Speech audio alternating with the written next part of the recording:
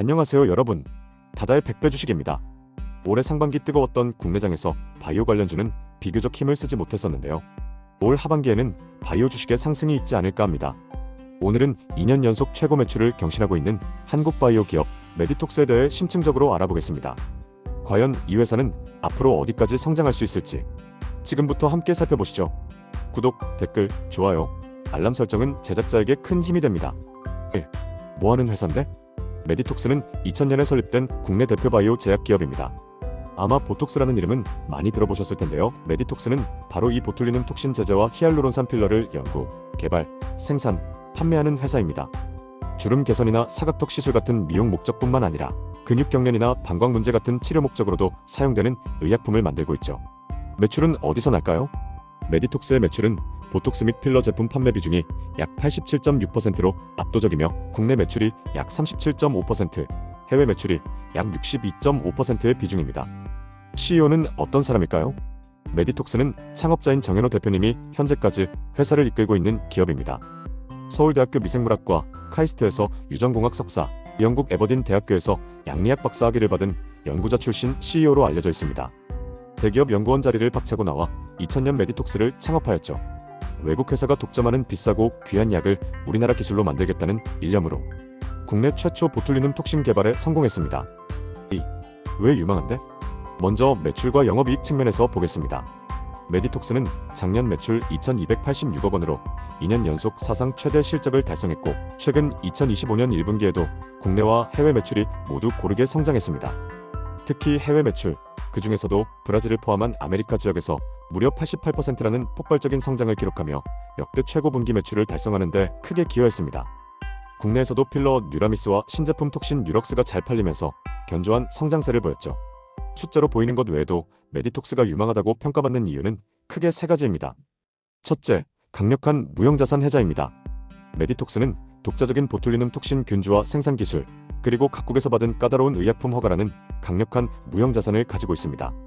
이런 탄탄한 기반 위에 메디톡스는 현재 역대 최고 매출을 기록하며 순항 중입니다.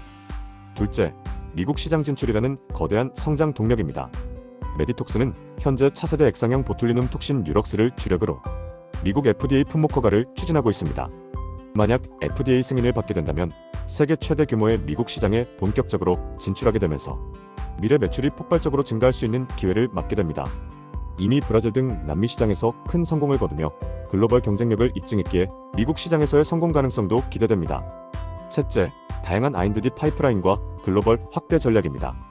메디톡스는 중동, 유럽, 중국을 비롯한 아시아권 확대 전략에 힘쓰고 있고 중동 시장 진출을 위해 할랄 인증 생산 라인을 구축하기도 했습니다. 또한 체지방 감소 프로바이오틱스 균주 원료, 지방분해 주사제 등 미용 목적은 물론 근육 경련이나 방광 문제 같은 치료용 톡신, 중장기적으로는 고형암과 면역질환 관련 파이프라인에 대한 경쟁력 강화에도 나설 방침입니다. 이러한 파이프라인들이 상업화에 성공한다면 메디톡스는 예정된 미래 매출을 훨씬 더 크게 키우며 단순한 미용 기업을 넘어 글로벌 바이오 제약사로 도약할 수 있습니다. 3. 위험은? 경쟁사 없어? 물론 메디톡스 앞에는 만만치 않은 경쟁과 위험이 도사리고 있습니다. 첫째, 치열한 경쟁입니다. 국내에서는 대웅제약의 나보타, 휴젤의 보툴렉스 등 강력한 K톡신 경쟁사들이 시장 점유율을 다투고 있습니다. 글로벌 시장에는 엘러간 같은 거대 제약사들이 버티고 있으며 이 외에도 다양한 신규 플레이어들이 진입하고 있어 가격 경쟁이 심화되고 수익성에 압박을 받을 수 있습니다. 둘째, 소송 리스크입니다. 특히 대웅제약과의 보툴리눔 톡신 균주 및 제조 공정 도용 관련 국내 민사소송 항소심이 현재 진행 중입니다. 이 소송은 메디톡스가 2017년 대웅제약을 상대로 제기한 것으로 대웅제약의 보툴리눔 톡신 나보타가 메디톡스의 균주와 제조 공정을 도용하여 개발되었다는 것이 핵심 쟁점입니다. 1심 판결은 메디톡스의 손을 들어주며 대웅제약이 메디톡스에게 균주를 인도하고 생산된 나보타 제품을 폐기하고 400억 원을 배상하라는 판결을 내렸습니다. 대웅제약이 이에 불복하여 항소했으며 현재 서울고등법원에서 항소심이 진행 중입니다. 항소심에서도 메디톡스가 승소할 경우 불확실성 해소 및 기업가치 재평가, 배상금, 수익 기대 등 긍정적입니다. 하지만 패소할 경우 리스크가 악화되고 불확실성이 증대될 수 있습니다. 2심에서 어떤 결론이 나오더라도 3심까지 갈 가능성이 높지만 만일 메디톡스가 항소심에서도 승소한다면 상고심에서 뒤집힐 확률은 비교적 낮기 때문에 소송 리스크는 확연히 줄어들 것입니다. 대법원 나의 사건 검색에서 사건 경과를 확인할 수 있으니 참고하세요. 셋째, 미국 FDA 허가 지연 또는 불발 가능성입니다. 메디톡스는 차세대 액상형 보툴리눔 톡신, 뉴럭스의 미국 FDA 품목 허가를 추진하고 있습니다. 하지만 2024년 초 서류 미비로 사전 심사가 거절되는 등 한 차례 지연을 겪은 바 있습니다. FDA의 심사는 매우 까다롭고 예측 불가능하여 향후에도 허가가 지연되거나 최종적으로 불발될 경우 기업의 성장 계획에 차질이 생기고 주가에 부정적인 영향을 줄 수 있습니다. 넷째, 규제 환경 변화입니다. 각국의 의약품 규제는 수시로 변할 수 있으며 이는 제품 개발, 생산, 판매에 영향을 미칠 수 있습니다. 자, 지금 사도 돼? 가장 중요한 질문입니다. 이를 판단하기에 앞서 메디톡스의 주가 추이를 한번 살펴볼게요. 메디톡스 주가는 2018년에 주당 67만원까지 올랐으나 2020년에는 8만원대까지 내려가며 엄청난 가격 하락을 겪었는데요. 그 이유는 후발주자 진입에 따른 경쟁 심화나 2017년에 시작된 대웅제약과의 소송 장기화도 있었지만 가장 큰 이유는 2020년 식약처의 메디톡신 품목허가 취소 처분 때문이었습니다. 메디톡스는 이에 대해 식약처를 상대로 소송을 제기했고 2024년에야 식약처와의 행정소송에서 최종적으로 완전 승소하여 리스크를 완전히 해소했습니다. 하지만 2017년부터 각종 소송에 휘말린 결과 휴젤에게 업계 선두를 빼앗기고 말았죠.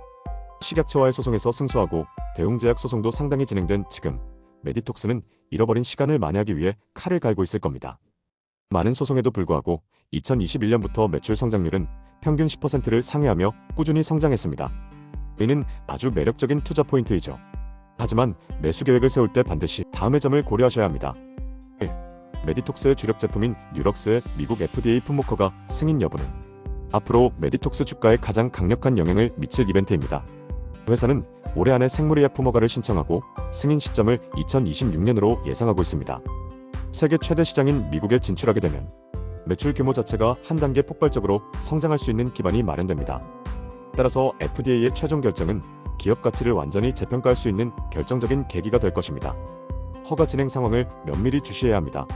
2. 소송 불확실성의 해소. 대웅제약과의 국내 항소심 결과 현재 진행 중인 대웅제약과의 보툴리눔 톡신 균주 관련 국내 민사소송 항소심 결과는 메디톡스의 주가에 큰 영향을 줄 수 있습니다.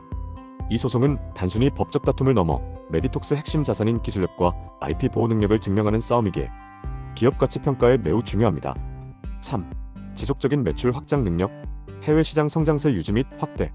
현재 해외 시장에서의 강력한 성장세가 앞으로도 꾸준히 이어질 수 있을지, 그리고 미국 외에 중국 등 새로운 거대 시장으로의 진출이 가시화될지가 중요합니다.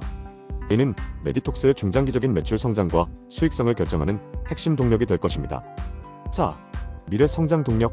R&D 파이프라인의 구체적인 성과. 메디톡스가 개발 중인 차세대 톡신, 제제 등 혁신적인 신제품 파이프라인의 임상 진전과 상업화 가능성 역시 장기적인 기업 가치를 결정하는 중요한 요소입니다. 이러한 연구개발 성과가 구체적인 미래 매출로 연결될 수 있는지를 주목해야 합니다. 앞에서 본 것과 같은 신규 제재와 신제품 개발, K-뷰티의 힘입은 글로벌 확장, 또한 앞으로 법무 비용 부담도 줄어들 점을 고려하면 지금의 메디톡스는 아직도 저평가된 것이 아닐까요? 물론 미국 FDA 승인이나 대웅제약과의 항소심 결과를 함부로 예단해서는 안 되므로 이 점을 생각하여 신중히 투자 결정을 내려야 할 것입니다. 메디톡스가 과거의 영광을 되찾을 수 있을지 귀추가 주목됩니다. 투자자 여러분께서는 메디톡스의 핵심 이벤트들이 어떻게 진행되는지 면밀히 주시하고 회사가 가지고 있는 성장 잠재력과 리스크 요소를 본인의 투자 원칙 및 위험 감수 수준에 맞춰 신중하게 평가하여 현명한 투자 결정을 내리시기를 추천합니다. 오늘 메디톡스 분석이 여러분의 투자 결정에 도움이 되셨기를 바랍니다. 다음 시간에도 더 유익한 정보로 찾아뵙겠습니다. 감사합니다.